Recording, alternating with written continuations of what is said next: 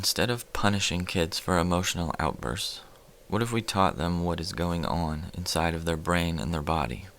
Understanding zones of regulation can help encourage awareness and understanding for our kids, but it can also help us as parents orient ourselves to respond in the way that will increase regulation with our kids. Welcome back to the Bread Therapy Baking Show. Today we're talking zones of regulation and making cheese stuffed dippers. So zones of regulation are based on polyvagal theory in terms of the fight or flight response and the freeze response. But sometimes for kids, especially younger than 10, it's a little bit hard to talk about those things or those concepts where they're able to understand them. So kids older than 10, depending on how much language they have around these things, in my own therapy practice, I might start talking to them about polyvagal theory. For young kids, I like to draw a green box in the middle of a paper and label that green zone. And the green zone is where they might feel calm or peaceful or maybe even happy. And then above that, I draw a red box labeled red zone. And we talk about sometimes we might feel upset, and we might feel so upset that we want to yell or kick or scream or punch or hit. And this is what we call being in the red zone. And below the green zone, I draw a blue box labeled the blue zone. And this is when we maybe want to hide away and not talk to anybody, or maybe we almost feel so upset we get down and sad and our legs and our arms feel floppy like a noodle. These zones are meant to help the children begin to understand their nervous system, putting a little bit of language, but also help us as parents put a little bit of language to what we might be noticing. For example, if we hear our child start to yell or scream, or maybe with older kids start to deflect, get defensive, become demanding or defiant, we can say, hey, I think you might be in the red zone. I'm wondering what's going on.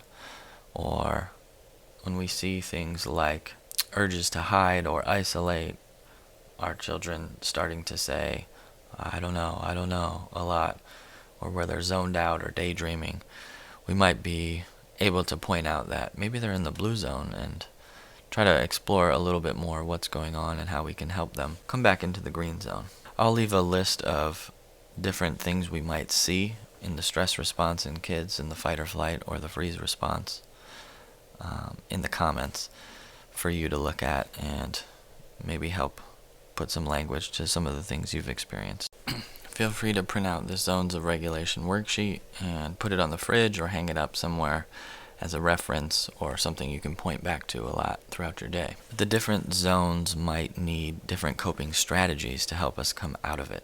So the red zone might find more benefit from something like a deep breath that you can take with your child, or maybe doing some slow stretching to begin to bring them down back into the green zone. While the blue zone might need a little bit of activation or a little bit of movement to bring them up. And so something like going for a walk, or for a young child maybe doing something silly like walk like a penguin or walk like a duck, could help get them out of that blue zone. In some ways, the Western worldview that places a high value and importance on individualism has led many parents that I've seen to have high expectations for their child to be able to self-regulate. And I think I've said before, but self-regulation skills are great and should be encouraged. But there's no point where we learn that milestone and never need help regulating again. We all lose our cool sometimes, and we all utilize relationships and others to help us regulate or stay regulated. This is a process called co-regulation. So I would just encourage you to always be open and available to co-regulate with your kids as much as possible. Our next video will be the last of this current series on parenting, where we'll talk about essential daily activities that help create healthy brains that will hopefully lead to emotional and mental health. So if that sounds interesting, make sure to hit subscribe so you don't miss it. Thanks for watching. See you next time.